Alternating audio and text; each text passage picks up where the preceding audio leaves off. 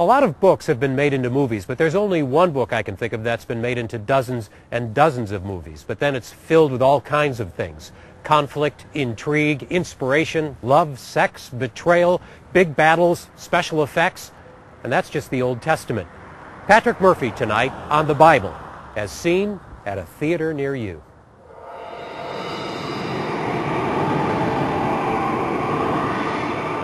For over 100 years, filmmakers have been mining Bible chapters from Genesis to Revelations for storylines. They're all there. Stories of war and peace, love, hate, vengeance, redemption. And they're time-tested. Really time-tested. So the Museum of Contemporary Religious Art at St. Louis University staged an exhibit called Celluloid Bible, a collection of rare and religious movie posters and memorabilia. The Reverend Michael Morris joined his love of film history and his vocation as a Dominican friar to develop the collection over the past 20 years. If you look at some of these posters, the first thing that grabs you is, typical Hollywood sex and violence. Well, of course, that's part of the marketing strategy. There is, of course, that element in the Bible anyway. But you also find other things in these films as well. You'll find the whole element of spectacle. And I think that's part of the human need, is to see things that are bigger than our own humdrum everyday life. That you need to see something miraculous, you need to see something whereby the supernatural breaks out into the natural world. And when that happens, you have an aesthetic high. In the golden age of the great movie palaces, theaters were actually designed to inspire an almost religious sense of awe. They became more and more like churches. So some of your architecture reminds you of a Gothic cathedral. In the heyday of the 20s and the 30s, you get the hushed quiet of a church. You have the strain of organ music in the background. You have the curtained Holy of Holies, which then opens up, and you have these mythological figures, bigger than life, literally, playing out stories that touch the soul and lift the heart. Film became very much like religion. And in many ways, the cinema and the churches are the safeguarders of myth. But when you notice that your Mass has an intermission in it... or you're serving popcorn.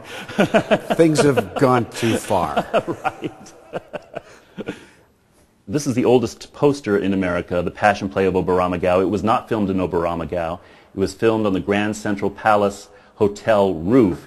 It says, the crucifixion actual scene reproduced by means of 2,554 feet of life motion picture. Exactly. They were very proud of their product. What year did this come out? 1898. And this was an early trailer. They would just basically take a magic lantern and put one of these slides in to show you, yes, the Passion Play is going to be shown in this theater next week. And if you think films are steamy today, audiences were watching some pretty sexy religious movies even back in the silent era, before the industry had codes regulating portrayal of sex and violence. In pre-code Hollywood, Theda Bara could play with the head of John the Baptist in 1918. In 1923, following Oscar Wilde, Salome can lust after the body of John the Baptist. But during the code years, you end up with Rita Hayworth dancing for Herod, not to have John beheaded, but in order to save his life. In the 1950s, in the middle of the Cold War, you'll notice that with the anxiety of nuclear warfare, how women's brasiers start to look like nuclear warheads, fashion following politics of the day. Religious films, like all genres, have run the gamut from inspiring to embarrassing. Some have become classics, others footnotes. In the 1950s, The Silver Chalice came out, starring Paul Newman in his first role. Years later, he was so embarrassed by his performance, he took out ads in newspapers telling people not to watch it. It made the crowds come in larger numbers than ever before. The inspiration for the artistic direction of many movie scenes over the past 100 years comes from a source you might not expect, an illustrated Bible by 19th century illustrator James Tissot. For instance, this illustration by Tissot shows Jesus before Pilate. That scene was used to inspire a scene in Zeffirelli's Jesus of Nazareth. This scene of Pilate's seat of judgment was used by William Wyler in the movie Ben-Hur when they were building the set. This scene of the robe of Jesus being gambled for underneath the cross inspired a scene in the movie The Robe. And then, of course, so many filmmakers put a camera at the top of the crucifix when they're filming, so that when the crucifix is raised, you can see what Jesus saw from the cross, and this was already done in the 1890s by James Tissot.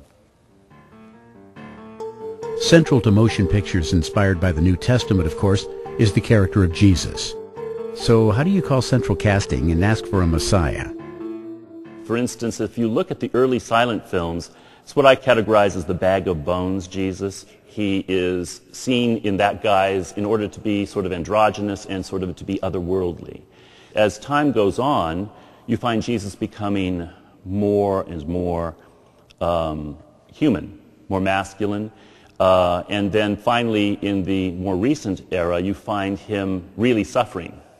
More recently, you see the blood and the guts, which is, again, part of our contemporary taste. There is a place where the theater and the church, show business and religion, kitsch and catechism intersect. It's a place filled with wondrous stories where we are asked simply to suspend our disbelief.